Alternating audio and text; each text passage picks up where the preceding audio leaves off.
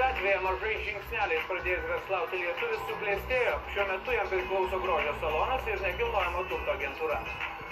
Tiek anglai, tiek čia įsikūrę lietuviai pasitiki juo. Be jokios baimės iš anksto sumoka solidžius užstatus. Niekas nepatikėtų, kad buvau banditas. Gyvenimo pokyčiais didžiuojasi jis.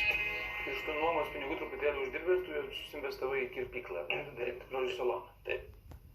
Iš pradžių tai buvo tik soliariumai, paskui tai buvo dar ir kirpykla, paskui tai buvo dar ir grožio paslaugas. Reiškia, visokie vaksingai, manikiūrai, pedikiūrai, paneliam ir žmonėm. Tai pasidarė kaip lietuvių susitikimo centras, sakykime, tada ir prasidėjo visokiem lietuvių renginiai, pradėjau lietuvių renginius daryti žmonėms. Lesteryje dešimtis didesnių ir mažesnių namų su Eduardo agentūros iškabomis. Pagrindiniai jų gyventojai – lietuviai, lenkai ir latviai. Kaip tokiam name kainuoja kambarys namas? Mes jie nežinau, ką jie daro. O šiame name kambariai nenuomojami.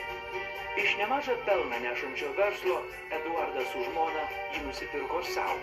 Prieš keletą metų jis buvo avarinės būklės, o dabar vienas gražiausių gatvėje. Vat pasižiūrėk, visa gatvė raudoni namai, vien raudoni. Ir visa Anglija, tai bet jau visas šitas miestas. Galvos mano kaimynus tik tai. Kodėl tu išsiskirs? Lietuvoje labai daug tokios spalvos, sakykime, namų. Ne yra? Visi spalvoti. Lietuviškiau. Lietuviškiau, ne.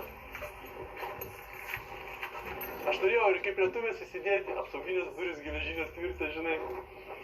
Bet pagal įstatymą negaliu, kadangi gaisro atžvilgiu ar panašiai. Jie negalima dėti šalia su durų? Nu, kiek aš bandžiau ir man aiškino, kad negalima, nes gaisro atžvilgiu turi jie, reiškia, bet jie šitų neišlaužtų.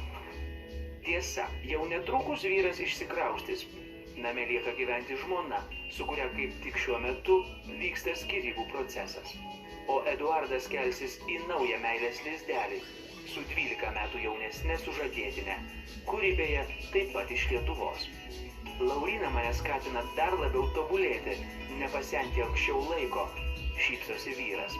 Kiekvieną kartą, kai prisimyliu, tu esi iš naujo gimęs ir aš jaučiu, kad man, aš nesakysiu, Dievas, man likimas davė už tai, kad aš buvau geras žmogus, man likimas leido dar kartą įsimylėti gyvenime. Jų meilė įsiplėskė staiga, kai Lauryna jo agentūroje bandė ieškoti kambario apsigyventi Lesteryje. Tik kai mes susipažinom, aš ieškojau buto ir gavosi taip, kad aš išvažiavau atostogų Lietuvą po savaitės ir jisai man skambino, o radau gražų butą, darom kartu, gerai, sakau. Žinojau visą Eduardo gyvenimą per mūsų antrąjį susitikimą. Tai man tas neišgąsdino, nes jis buvo labai atviras. Neišgąsdino tai? Kas gali išgąsdinti? Žmogus, kuris šalia tavęs sėdi ir kurį tu matai visiškai kitokį ir koks jo gyvenimas buvo praeitį, nu tai valio, jisai iš to dabar pasikeitė, ne?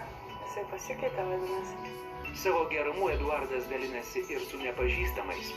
Visi Lesterio benamiai žino, tai užjaučiantis, dosnus verslininkas. Iki kokio lygio aš dabar žinau, kad jiem bus didžiulė laimė, nes kažkada man čia patys 5 svarai ar 2 svarai, kaip susimanduoti, atnešė nerealią laimę. Šią dramatišką Eduardo istoriją netrukus išgirs visa Anglija. Rugsėjo viduryje vienas populiariausių šalies komercinių kanalų Channel 4 ims rodyti kelių dalių dokumentiką apie uždarbiauti atvykusius imigrantus. Taip kas per šou, kokia jų esmė yra?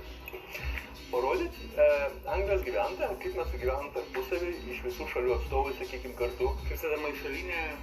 Kaip maišalinė, taip, kad įsigilintų į mūsų gyvenimą, sakykime, kad ar mes sutarėm, ar nesutarėm. Net mėnesį trukusių filmavimų metu emigrantas itin artimai susidraugavo su vienais iš dalyvių – anglų pensininkų šeima. Mes susidraugavom ir aš tapau kaip šeimos narys, tai netgi mane dabar pakvietė į savo 50 vestuvių metinę.